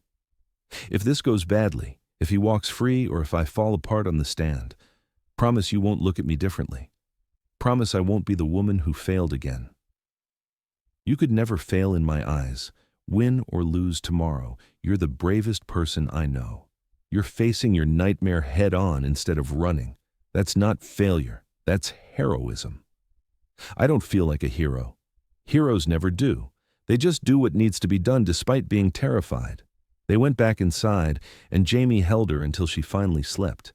He stayed awake, watching her face, memorizing every detail in case tomorrow changed everything. But he didn't think it would. They'd built something strong, something real, something that could survive whatever came next. The next morning, they dressed carefully. Nettie in a simple but professional dress, borrowed from a designer Leslie had sent over, a peace offering. Jamie in a suit that said he meant business. They drove to the courthouse with security surrounding them, Terry meeting them at the entrance. "You ready?" Terry asked, pulling his sister into a hug. "No, but I'm doing it anyway." Inside, the prosecutors went over final details. The defense team glowered, and then Marcus Rivers was brought in, flanked by lawyers looking smug and untouchable. Nettie's entire body went rigid when she saw him. Jamie felt her start to shake. He squeezed her hand, grounding her. Marcus's eyes found hers across the room. He smiled, cold and threatening, mouthing words she couldn't quite make out but understood perfectly. "You'll regret this," Rachel Chen noticed, immediately moving to block Marcus's view. "Don't look at him. Don't give him the satisfaction. He's trying to intimidate you. Don't let him." Nettie took a deep breath, forcing steel into her spine. "He doesn't scare me anymore. He's just a man who hurt people weaker than him. That's not power. That's cowardice." When they called her name, Nettie stood. She looked at Jamie one last time, drawing strength from his absolute faith in her. Then she walked to the stand with her head high and her voice steady and told her truth. She told them about discovering the fraud, about confronting Marcus, about his rage when she threatened to report him, about the trophy striking her head, the blood, the terror, about running for her life with nothing because staying meant dying. The defense attorney tried to shake her, suggested she'd misunderstood the finances, implied she was making accusations out of embarrassment, insinuated her relationship with Jamie proved she was motivated by money and willing to lie for it. Nettie didn't break, didn't hesitate. She answered every question with clarity and conviction, refusing to let them twist her words or her truth. When it was over, when she finally left the stand, she walked directly to Jamie. He stood, opening his arms, and she collapsed against him, shaking with released adrenaline. "You did it," he whispered into her hair. "You were perfect, so brave, so strong. Is it over? The hard part is, now we wait for the jury."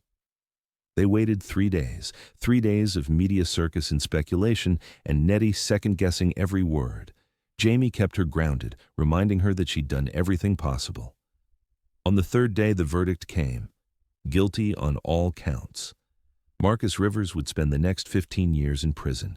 Nettie sobbed when she heard, relief and vindication and grief for everything she'd lost, all pouring out at once. Terry held her while she cried. Jamie stood back, giving them space for family, until Terry pulled him into the embrace too.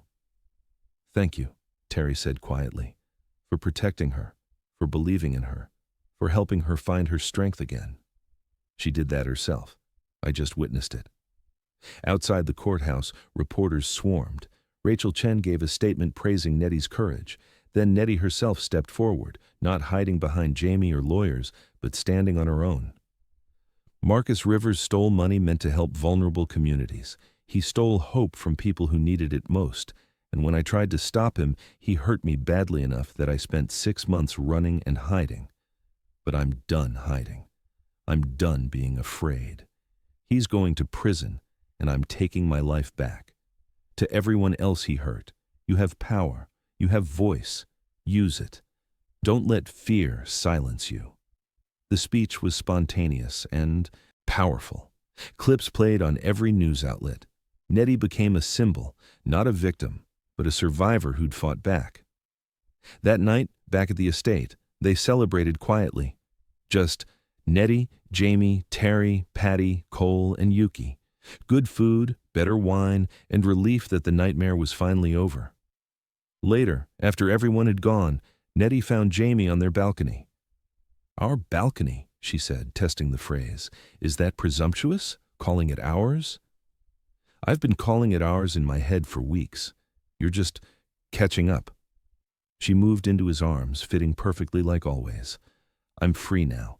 Marcus is in prison. The testimony is over. I don't need your protection anymore." "Is that your way of saying you're leaving?" "No. It's my way of saying I'm choosing to stay. Not because I need to, but because I want to. Because I love you. Because this place feels like home, and you feel like family, and I can't imagine building my new life anywhere else." Relief flooded through Jamie so strongly his knees nearly buckled. "I was terrified you'd realize you didn't need me anymore and leave. I don't need you, not the way I did when you found me in the snow. But I want you. I choose you. There's a difference, and that difference is everything." She pulled back to look at him. "I'm going to rebuild Art for Healing. Do it right this time, with proper oversight and transparency. It's going to take time and work, and I'll probably fail a dozen times before I get it right. I know. And I'll be here for all of it, cheering you on, picking you up when you fall, celebrating every success. And when I'm successful, when I'm standing on my own feet and don't need rescuing, will you still want me?" "Nettie, I've been waiting for you to stand on your own feet so I could love you as an equal instead of someone I was protecting. Independent, fierce, successful you is who I've been hoping for all along." She kissed him, deep and sure, and full of promises about futures they'd build together. When they finally pulled apart, both were smiling. "So what happens now?" she asked. "Now we live, we build, we create something neither of us could have alone. He paused. And eventually, when you're ready, I'm going to ask you to marry me. Fair warning. Her eyes widened. That's quite a warning. I believe in transparency. You should know my intentions. And what if I say no? Then I'll ask again in 6 months, and again 6 months after that. I'm patient and I'm certain, but I won't push. Marriage is something we both have to want equally. She laughed, the sound pure and joyful. You're ridiculous and wonderful, and I love you so much it terrifies me. Good. Be terrified. I'm terrified too. Let's be terrified together for the rest of our lives. They stood wrapped in each other as stars appeared overhead, neither speaking, just existing in the certainty that they'd found something rare, something worth fighting for, something that had started with blood, in snow, and transformed into love that felt like coming home. Chapter 4. The next few weeks brought transformation. Nettie officially moved into Jamie's suite, their suite now. She added touches, her paintings on the walls, books on the nightstand, clothing in the closet, small changes that shifted the space from his sanctuary to their home. During the day, she worked on rebuilding Art for Healing. Jamie helped her establish proper nonprofit structure, board of directors, financial oversight, transparent accounting.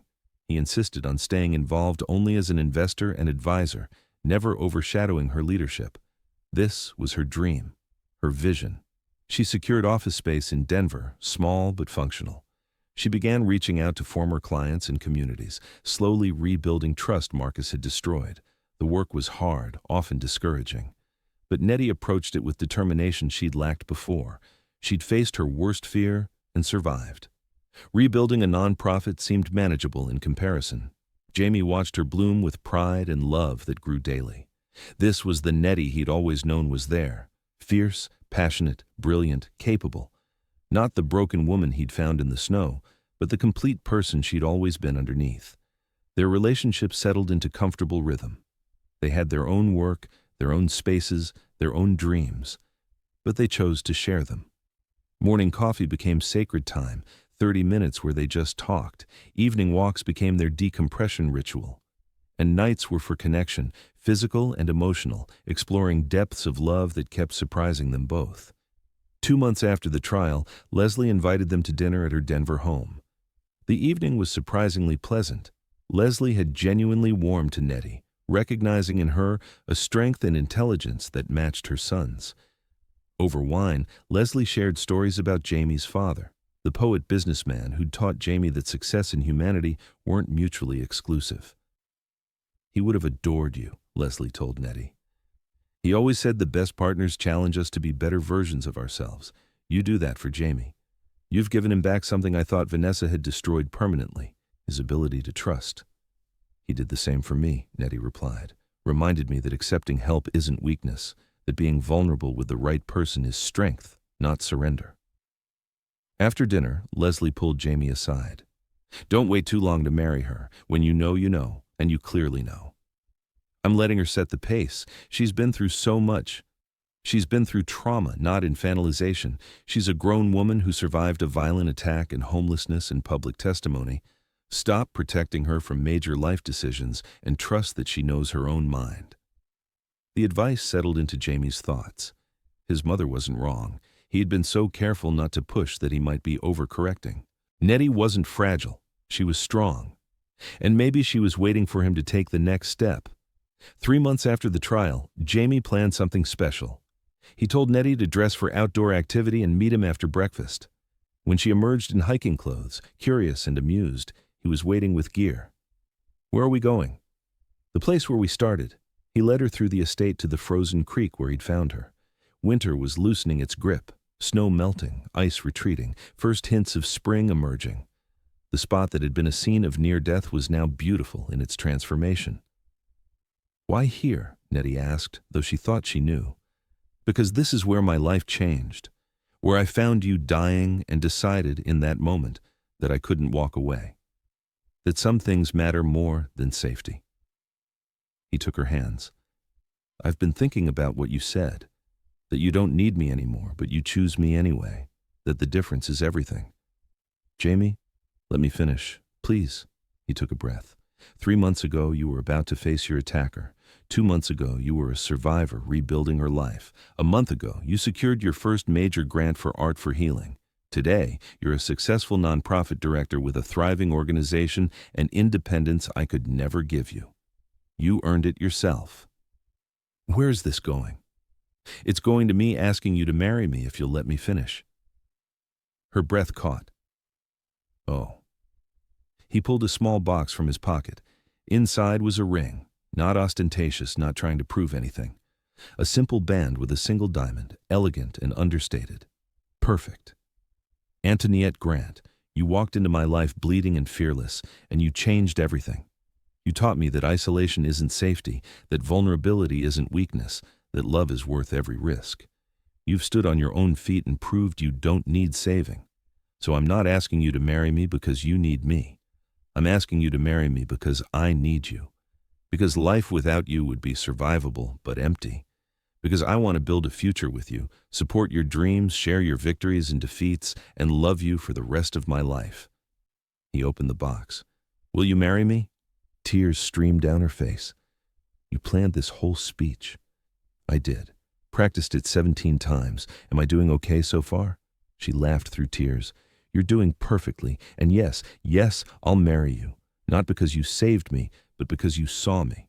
Because you let me save myself while standing beside me. Because I love you more than I knew I could love anyone. He slid the ring onto her finger, and it fit perfectly. Then he pulled her into his arms, kissing her with all the love and relief and joy coursing through him. When they broke apart, both were crying and laughing. I love you, he said. I'm in love with you. I will always be in love with you. I love you too, and I'm going to love you for the rest of our lives. They stood there, at the place where everything had started, and both understood that the woman who'd been dying in the snow was gone. In her place was someone stronger, fiercer, more complete, and the man who'd been frozen and isolated had thawed into someone capable of deep feeling. They'd saved each other, not in the dramatic rescue sense, but in the quiet, daily ways that actually matter, by choosing each other, by being honest, by building something real instead of easy. The engagement sparked another media frenzy, but this time they handled it together. Joint interviews highlighting both their work. They used the attention to raise awareness for Art for Healing, turning the spotlight into opportunity. Leslie threw an engagement party that became the social event of the season. Nettie wore a dress that made her feel like herself. Bold color, artistic design, nothing apologetic. She moved through the crowd with confidence, discussing her work with donors, holding her own in conversations with Colorado's elite. Jamie watched her from across the room, still amazed that this brilliant, passionate woman had chosen him. Terry approached, pulling Jamie aside. I need to say something, and I need you to hear it. Okay. I was wrong about you, about this, about everything. Terry's voice was rough with emotion. I thought you were using Nettie, or she was using you, or it was trauma bonding that would collapse. But watching you two together, the way you support each other, challenge each other, make each other better, I was completely wrong. You're exactly what she needs, and she's exactly what you need. Thank you. That means a lot. Just keep doing what you're doing. Keep seeing her. Keep loving her the way you clearly do.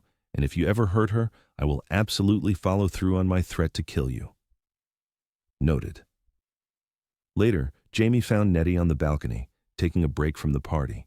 He wrapped his arms around her from behind, both looking at the mountains that had witnessed their beginning. Overwhelmed? He asked. Happily. This is real, Jamie. We're engaged. We're building a life together. 6 months ago, I was dying in snow, and now I'm planning a future with the love of my life. It's surreal. Good surreal or bad surreal? The best surreal. They stood in comfortable silence until Nettie said, I want to get married here, on the estate, at the creek where you found me.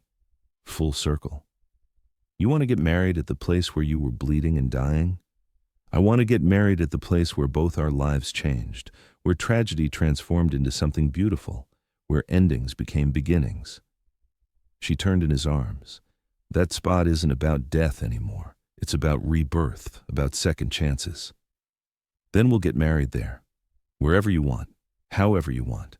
Just promise me one thing." "What?" "Promise me you'll walk down an aisle or path toward me under your own power.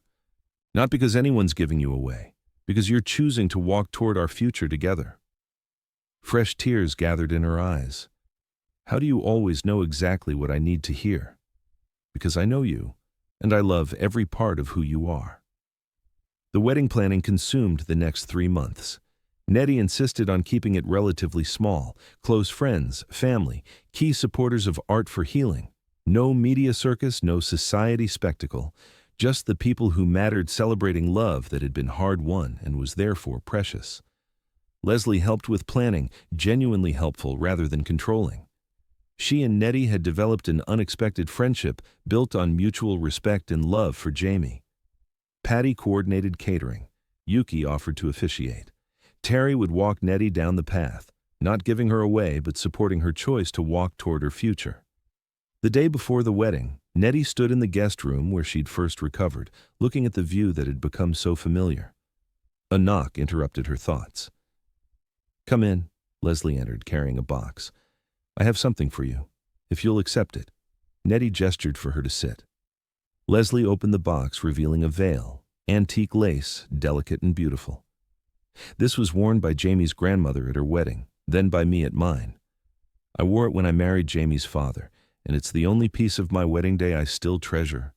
Leslie's voice was uncharacteristically soft.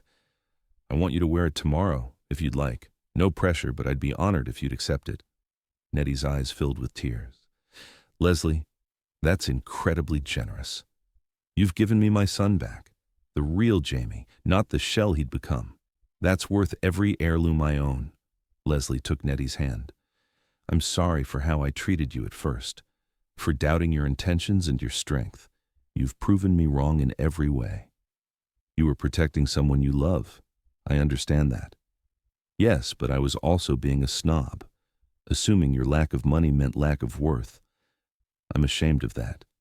You have more integrity and courage than most people born to wealth ever develop. Thank you. That means everything coming from you." After Leslie left, Nettie held the veil carefully, understanding the gift for what it was, complete acceptance into Jamie's family. Not despite her past, but inclusive of it. She was no longer the woman Jamie had rescued. She was simply Nettie. And that was enough. The wedding day dawned clear and bright. Spring fully arrived after the long winter. The frozen creek had transformed into flowing water, the trees budding with new life. Nature itself seemed to be celebrating transformation. Nettie dressed with help from friends, a simple but stunning gown that felt like her, hair styled naturally, makeup that enhanced rather than masked. When she put on Leslie's veil, she looked in the mirror and barely recognized herself. Not because she'd changed, but because she'd finally become fully herself again. Music started. Simple acoustic guitar playing a melody Jamie had commissioned specifically for this day. Terry appeared at her door, dressed in his best suit, tears already in his eyes. "You ready, little sister?" "I'm ready." They walked together through the estate grounds, following the path to the creek. Guests stood along the way, not many, but the ones who mattered, Patty and Cole and Yuki. Leslie smiling with genuine warmth, art for healing board members. A few of Jamie's close business associates who'd become friends. And at the end of the path, at the exact spot where Jamie had found her 6 months ago, stood Jamie, wearing a suit that fit perfectly, looking at her with such love and awe that her breath caught. Terry squeezed her hand at the end of the path. "You sure about this? Never been more sure of anything? Then go get your happy ending. You've earned it." She walked the last steps alone, as she'd insisted, closing the distance between her past and her future. When she reached Jamie, he took both her hands, voice thick with emotion. "You're beautiful. You're crying. I'm allowed. I'm marrying the love of my life at the spot where I first saw her." Yuki cleared her throat, smiling. "If you two are done being adorable, we have a wedding to perform." The ceremony was short and perfect. Traditional vows mixed with personal promises they had written.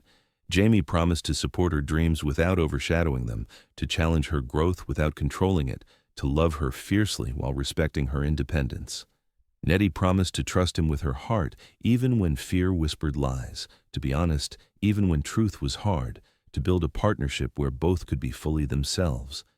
When Yuki pronounced them married, Jamie pulled Nettie close, kissing her with all the love and promise and hope he felt. Applause erupted around them, but in that moment, they were alone in the world. Just two people who'd found each other against impossible odds and decided to be brave together. The reception was held in the main house, transformed with flowers and lights and joy. They danced their first dance to the melody from the ceremony, holding each other close, both still amazed this was real. During dinner, Terry stood to give a toast. 6 months ago, I was terrified I'd lost my sister. She'd disappeared, and I didn't know if I'd ever see her again. Then I found out she was here, being protected by Jamie Ashton, and I was suspicious. I thought he was using her, or she was using him, or it was going to end badly. He paused, voice rough. I was wrong about everything. Watching them together, I've learned what real love looks like. It's not rescue fantasies or codependency. It's two strong people choosing to be stronger together. It's supporting each other's growth rather than limiting it. He raised his glass. To Nettie and Jamie, may your love continue to defy expectations and prove cynics like me wrong. Later, as the party wound down, Jamie pulled Nettie outside to their balcony. Stars blazed overhead, mountains stood eternal witness, and the night air smelled of spring and possibility. How are you feeling, Mrs. Ashton? Strange. Good strange. Like I'm exactly where I'm supposed to be. She leaned against him. Thank you for finding me. For not walking away when you saw blood in the snow. Thank you for looking at me like I was the one who needed saving. For seeing past my walls to the lonely man underneath. For being brave enough to heal while I watched, then brave enough to let me love you anyway. We're quite the pair. We are. Broken in complementary ways. She turned to face him, hands framing his face. We're not broken anymore. We're healed. Or healing anyway, getting better every day. Because of each other. Because of ourselves too. Don't discount that. We both did the hard work of becoming whole again. We just did it together. He kissed her, soft and deep and full of promise about the future they'd build. So what happens now? She asked. What does happily ever after actually look like?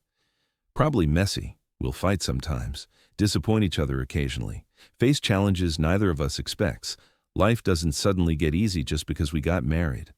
I know. I'm asking what our messy, imperfect, real, happily ever after looks like. It looks like you building art for healing into something even bigger than before. Me supporting you without overshadowing you. Both of us growing in our separate careers while choosing to come home to each other. Kids, maybe, if you want them. A life that's full and complicated and entirely ours. That sounds perfect. It sounds exhausting. Same thing. She laughed, pulling him close. I love you, Jamie Ashton. Thank you for being my husband. For choosing me every day. I love you too, Nettie Ashton. Thank you for walking toward me today. For choosing this life with me. 6 months after the wedding, Nettie stood in front of the newly renovated Art for Healing headquarters in Denver. The building was modest but beautiful. Inside were studios for painting, sculpture, music, and dance, classrooms for teaching, gallery space for exhibiting work, everything she'd dreamed of and more. The grand opening drew a crowd. Local politicians, donors, community members, former clients, thrilled to see the organization reborn. Media covered it extensively, framing Nettie as an example of resilience and redemption. Jamie stood in the back, watching his wife shine. She was in her element, passionate, articulate, completely confident. This was her triumph, earned through her own determination and skill. He was just lucky enough to witness it. After the speeches and ribbon cutting, Nettie found him in the crowd.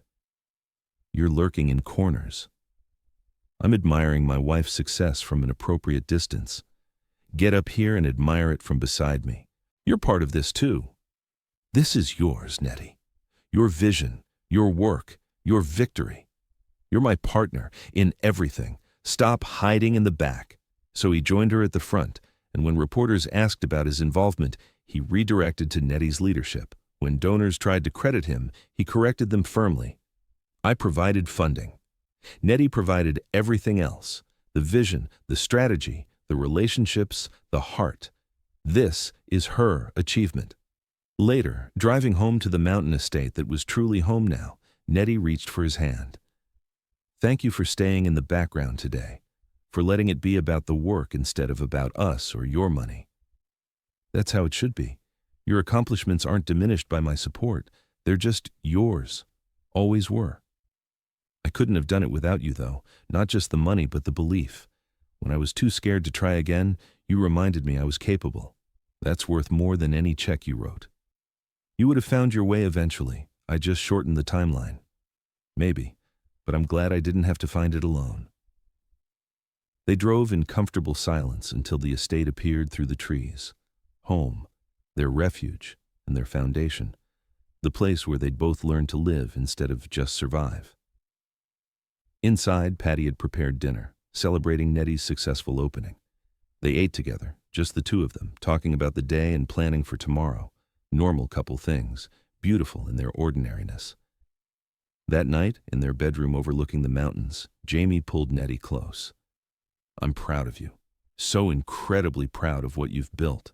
I'm proud of us, of what we've built together. This relationship that everyone said was moving too fast or built on trauma or wouldn't survive reality, we proved them all wrong. We did." He kissed her softly. "I love you. Every day I love you more than the day before." She laughed. "Then we'll be dysfunctional together. Sounds perfect." They made love slowly, tenderly, with the comfort of people who knew each other intimately and still found wonder in discovery. Afterward, wrapped in sheets in each other, they talked until sleep claimed them, about dreams and plans and the life they were actively creating.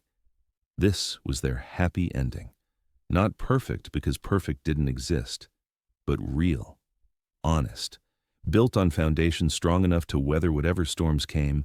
And if sometimes Nettie still had nightmares about Marcus, Jamie held her until they passed. If sometimes Jamie retreated into work when stress overwhelmed him, Nettie gently pulled him back. They were healing, growing, becoming their best selves alongside each other. The blood in the snow was long forgotten. What remained was love that had started in crisis and transformed into partnership. Two people who'd been brave enough to be vulnerable, honest enough to be themselves, and determined enough to build something lasting. When people asked how their story ended, the answer was simple. It didn't. Because the best love stories don't end, they evolve. They grow deeper and richer and more complex as years pass. They become the foundation on which entire lives are built. Nettie and Jamie's story didn't end with a wedding or a successful nonprofit opening or any single milestone. It continued every day they chose each other, every morning they woke up together, every challenge they faced as partners, every victory they celebrated side by side. Their story was still being written, one day, one choice, one moment of love at a time. And that was exactly how it should be. Because real love isn't a destination, it's a journey.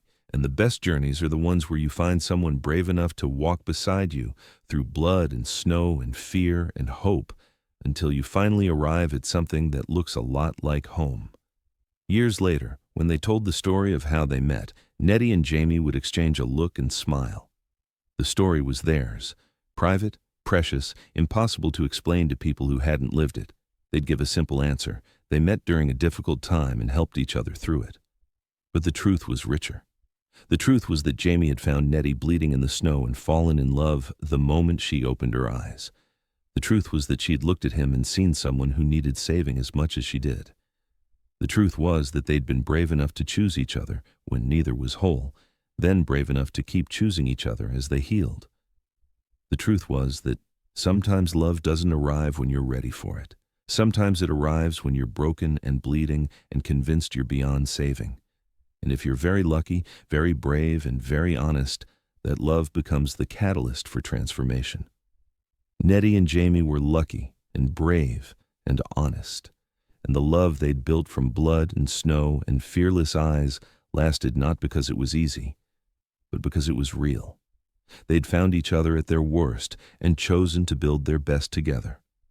And that, more than any fairy tale ending, was the truest form of happily ever after. On a spring morning 2 years after their wedding, Nettie stood at the window of their bedroom, watching Jamie play with their rescue dog in the yard below. Patty had finally convinced them. Her hand rested on her still flat stomach, where new life was just beginning to make itself known. She hadn't told him yet, wanted to savor the secret for just a little longer. But soon she'd share it, and they'd face this new adventure together, the way they faced everything. Art for Healing was thriving. She had 3 locations now, serving thousands of people annually. Jamie's business continued to grow, but he'd scaled back his involvement, prioritizing time with her over endless work. They'd fought, of course, had moments of doubt and frustration, learned that love wasn't a constant high, but a choice, made daily, especially on the hard days. But they'd never regretted choosing each other. Jamie looked up, saw her in the window, and waved. The smile on his face, genuine, unguarded, full of joy, was one she'd put there, just as he'd helped her rediscover her own smile. She waved back, thinking about the woman who'd been dying in the snow 2 years ago. That woman had believed she was beyond saving, had convinced herself that she'd lost everything that mattered. She'd been wrong. What she'd lost were things that didn't serve her. What she'd found was everything she never knew she needed. And it had all started with blood on snow, fearless eyes, and a man brave enough to kneel in the cold and offer comfort to a stranger. Sometimes that's all it takes. One moment of compassion, one person who sees you, one chance to be brave together. The rest is just choosing each other every day until those days turn into a lifetime. So tell me, have you ever had to let someone you love go so they could find themselves, trusting they'd come back stronger? Have you ever been the one who needed to leave to prove you could stand alone? Share your stories in the comments. Let me know where you're watching from. And if this story of Jamie and Nettie touched your heart, hit that like button and subscribe so you don't miss tomorrow's story. Because love isn't always about holding on. Sometimes it's about having the courage to let go, trusting that what's real will survive the distance. Until tomorrow, remember, you are worthy of love that sees you, challenges you, and celebrates your strength. Always.